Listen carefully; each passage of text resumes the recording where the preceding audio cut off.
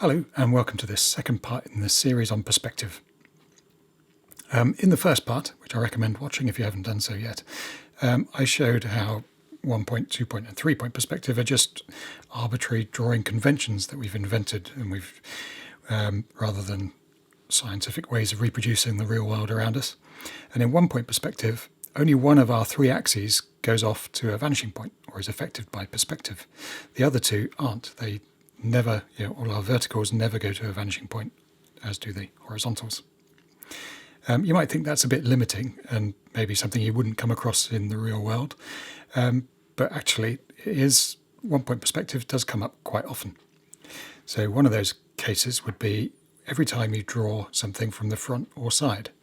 So let's imagine we're in front of this house in the desert, and rather than tracing over the photo, we're looking at the actual thing and we're going to sketch it. So the first thing to do would be to draw the front face of it. So I've done one here already. We'll just knock the picture back a bit. The next stage would be to work out where the vanishing point is. There's definitely one in front of us somewhere because we're looking directly at the side of this building. And there are a few clues that we can use. The most obvious one is the horizon. And horizons are really important for perspective drawing because they're also your eye line.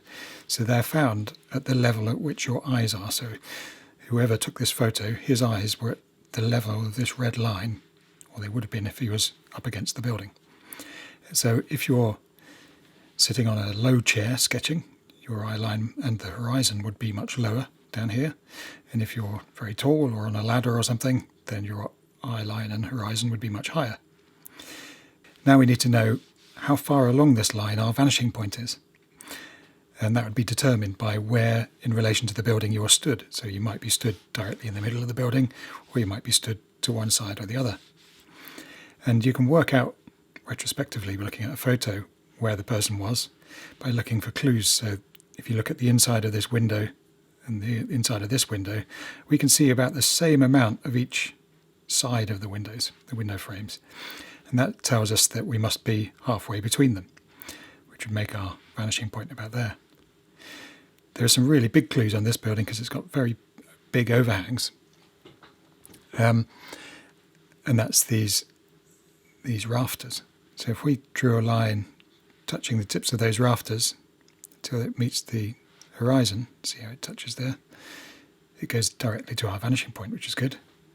Let's see if these do the same. They touch it nicely as well. So I'm pretty certain that our vanishing point is there. And if you're drawing from life, you don't need to draw these big long lines through your picture if you don't want to. Sometimes I do, sometimes I don't. But one thing I definitely do is make a small mark where the vanishing point is, because that's going to be very useful now for drawing, for making the rest of the picture feel three-dimensional. So what you can do now that you know where it is go around the picture looking for anything that would be affected by perspective. So here we've got a hole in the corner of the wall, so we might see the corner of the room going off to the vanishing point. Down the bottom here we've got the shadow, because the shadow is parallel to the rafters. That should also go off to the vanishing point. The reason the photo doesn't quite follow it perfectly, is because the ground's undulating slightly. So the shadow follows that. And then the corners of these window frames, if we thicken them up slightly more, if we make the walls thicker than they really are, and ignore the frames for now, just so we can see what's going on, we can put those in. I should have used a thinner pen. And these are our guides, and then we can go in with a black pen and finish off our window frames. We can't see anything on this edge because that's higher than our eye level. We'd see a bit more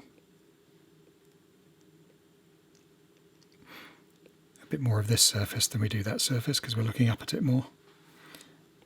The corner of the room and the shadow. So once you've got, once you know where your vanishing point is, it's just quite easy then to just fill in the rest of the details without getting too far adrift and making any mistakes. If you didn't know where it was and you just guessed at these angles, there's a good chance that they wouldn't tally up and something would seem a bit off with your picture. So I use this quite a lot when I'm doing stuff from my imagination too. So let's have a look at another example. Here's a car that I drew. And I had some reference of this, photos of this car, but not from this angle. So I started off by drawing a side view. Let's go back to the rough version. And so I had a flat kind of side view drawing without any depth to it. And I had to then decide where I wanted to put my vanishing point and my eye level, more importantly. So I decided that this car was going to be flying through the air quite high up. So in relation to my eyes, they would be quite low on the car, down here. So about there. If the car was on the ground and I was stood next to it, my eye level would probably be up here, as with the vanishing point. But for this one, I went for it down there. And once I decided on that point, I could use that to find out exactly the angles of the front and back of the wing, the angle for the roll bar, the angle for the dashboard. I could use it, because I'd drawn this front wing mirror, I could use it to tell me how high the wing mirror on the far side would be. And I could use it for the shadow, because the edges of the shadow would also go off to that vanishing point. And perhaps most importantly, I could use it to give me an idea of where the wheels would be on the far side. How much of the far side wheels would I see? So by drawing from the edges of the wheels off to the vanishing point, this gives me an area in which the wheels on the far side of the car need to fit. So if I draw another circle for the far side wheel and it fit it within that cone, then that shows me I need to see this much of the wheel on the far side. And I did the same for the back of this wheel here, so I could work out how much of that far side wheel I could see. So it's quite a useful thing. It just, every time you're drawing something from the front or the side, directly in front of it, then find your vanishing point and use it, because it will help just keep your drawing accurate. And it will save you guessing at things. There are times when this goes wrong. So let's have a look. If we go back to our house, it works fine when your vanishing point is somewhere contained within your subject. As long as you don't stray too far. So if, the vanishing point could be higher or lower or left or right a bit, and you'll be fine. If you start to put your vanishing points outside your object, then you can start to hit problems. So let's hide our photo. So here's an example where I've decided we've got the same end of the building, but this time we're going to put our vanishing point outside the building and see what happens. Now, if you draw the rest of the building following those guidelines, it might look all right to you, but to me it feels slightly off.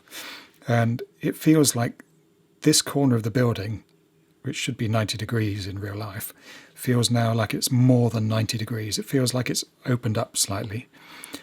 And to my mind, I would now like to, if I wanted to see both sides of the building and have a vanishing point over there, then these lines, this bottom edge here, I would like to see that starting to taper off to a vanishing point far over.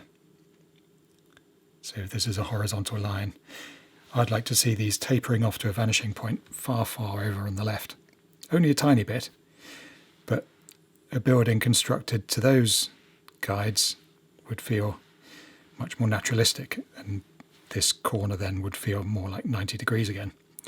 But that's 2-point perspective, and that's for next time. So hope you enjoy that, and see you for the next one.